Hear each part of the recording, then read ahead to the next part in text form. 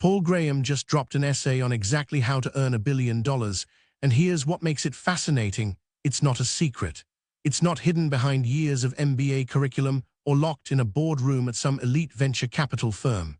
Instead, it's a repeatable formula that anyone can understand. But here's where most people trip up. They think the answer is about grinding harder, getting luckier, or being born with the right connections.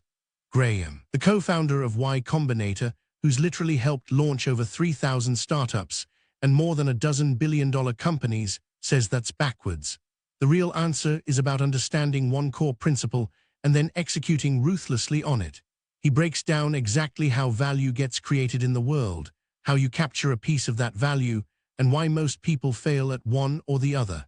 And right now, in 2026, when artificial intelligence is reshaping every industry and creating entirely new categories of opportunity, this framework is more relevant than ever.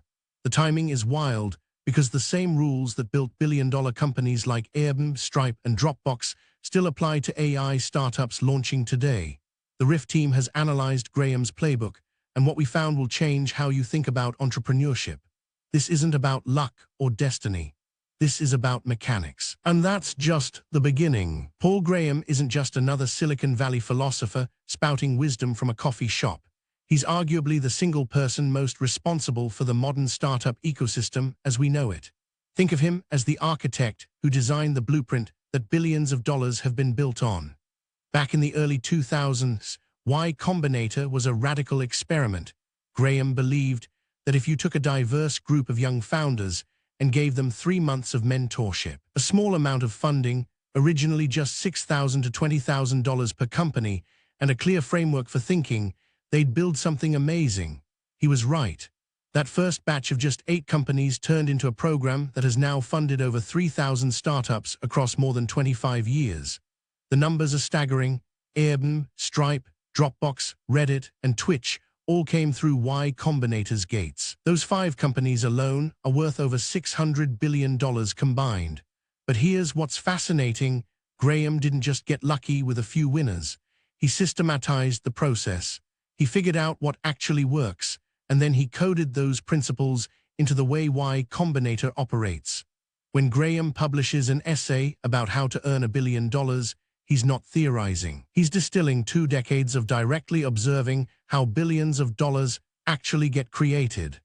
This is the accumulated wisdom from watching thousands of founders and seeing which ones succeed. Here's what changed everything about startup creation. Here's the core of Graham's insight, and it's deceptively simple. $1 billion doesn't come from working more hours or having a higher IQ than the next person. It comes from one formula: doing something that's worth billions of dollars to the world and then capturing some of that value for yourself. Let that sink in for a moment. Those are actually 2 separate skills, and most people excel at one and completely fail at the other. Think of it like this. Imagine you invented a way to cure a disease that kills 100,000 people a year. You've created enormous value, literally millions of lives saved.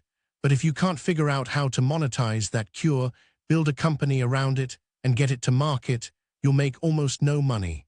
On the flip side, you could build something like a social media app that's fun, but largely frivolous.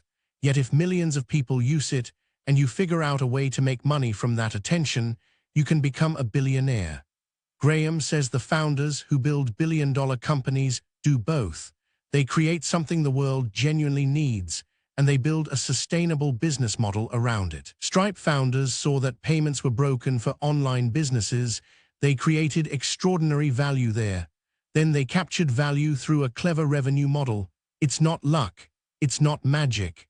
This is the tension that matters most. Let's look at some real examples of Graham's formula in action, because it's way more concrete than it sounds. Take Airbnb. The founders, Brian Chesky and Joe Gebbia, figured out that millions of people had spare rooms sitting empty, and millions of travelers wanted cheaper places to stay. So they created a platform connecting those 2 groups. That was the value creation part. Then they figured out that they could take a small percentage of every booking, and boom, suddenly billions of dollars flowed their way. Today, Airbnb is worth over $100 billion. Here's the thing though, they didn't invent anything complicated. They just solved a problem that was worth billions: Dropbox is another perfect example. Files were a pain to sync across devices. Drew Houston said, "What if file syncing just worked? Not revolutionary, not groundbreaking, but billions of people needed that solution.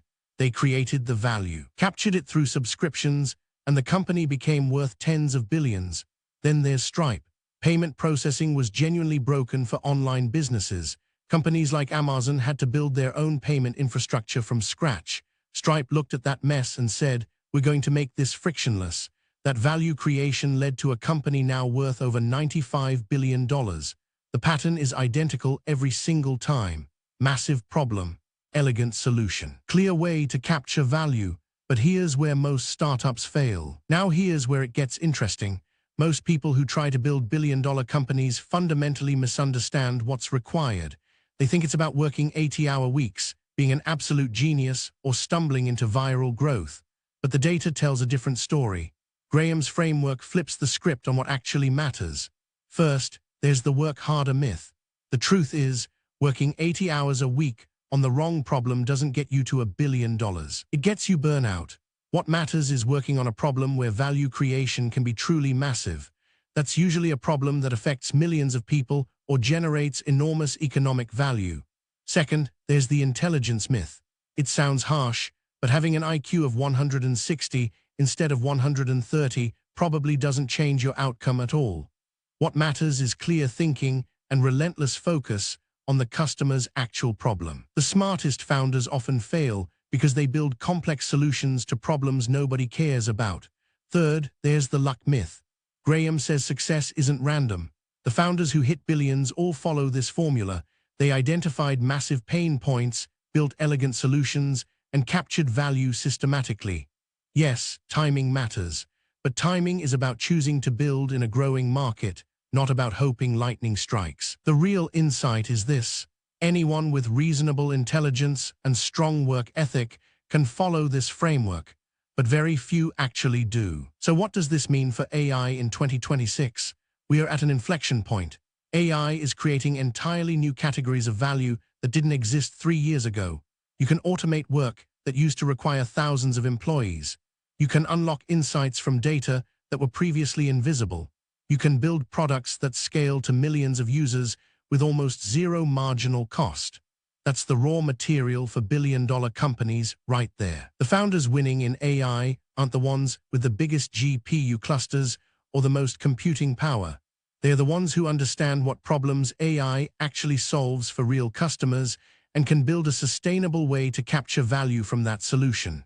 Look at what happened with ChatGPT. OpenAI built something extraordinary that millions of people wanted.